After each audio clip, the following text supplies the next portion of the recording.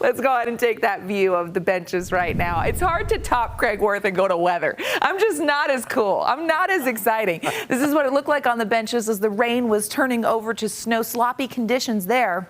And we're starting to see that in our valleys. Time-lapse video coming out of Black Desert. The winds whipping, jostling around the camera. Beautiful sunset there, but the clouds indicating that moisture. Very, very strong winds. Look at Delta with a 51-mile-per-hour gust, 40-mile-per-hour in Logan.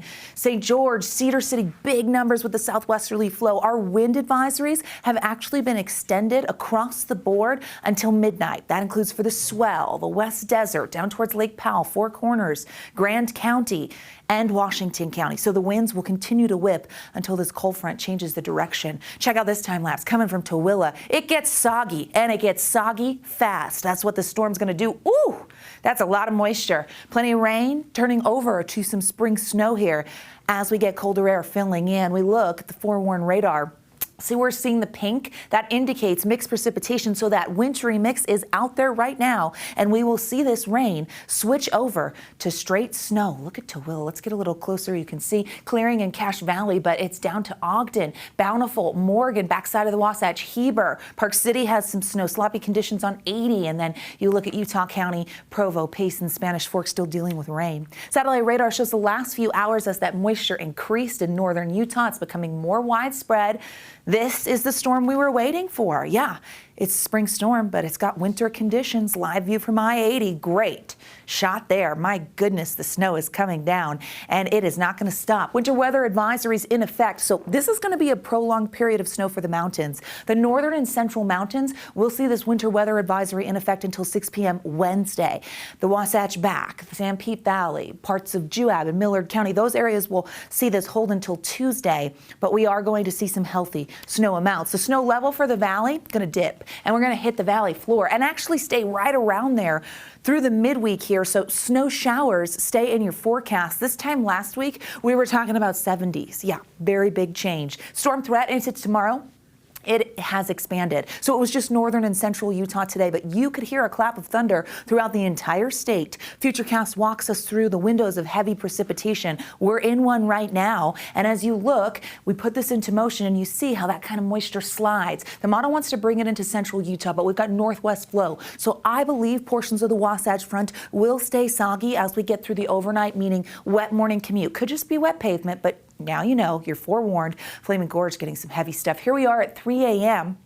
and we see that wet weather coming through. East benches have a chance with some lake enhancement here because of the cold air moving over the warming waters of the lake. Look at that snow by 4 a.m. Soggy conditions out there. We'll see more showery activity. Here we are by lunch. The morning commute could be slushy in locations, primarily on benches. It will be wet. Just give yourself time because you could be walking out and it could be pretty soggy. Here we are by the afternoon. More spotty, showery activity, but a second wave comes through as we get into late Tuesday. Counterclockwise flow will funnel a lot of that energy into central and southern Utah as we head into Wednesday. You can see we've got snow in the mountains. Nice little dose of wet weather for the south. They need it.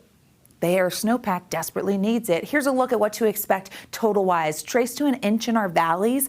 The I-15 corridor, a trace to 3 inches. So the higher elevations of I-15 like Cove Fort will be on the high end of this. 2 to 5 for the benches. It's sloppy up there right now. Mountain Valleys at 3 to 7. That includes Park City underneath that winter weather advisory through tomorrow. As we look at mountain accumulation, gosh, the snow just hugs the cottonwoods. Northern and central Utah, 6 to 12 inches expected. 12 to 24 for the cottonwoods through Wednesday night. Southern mountains 4 to 8, but they'll get something. Wet weather potential actually remains elevated as we make it through the work week. So we're not finished. Nope. We get the chance of some isolated showers holding on. An unsettled spring week here as we're going into April. We're talking about spring snow. 40s, way below average for tomorrow. 59 is the average high in Salt Lake, and we're going to be 10 to 15 degrees below that along the Wasatch Front. 40s and 50s on the eastern side of the state. Only 60 in St. George.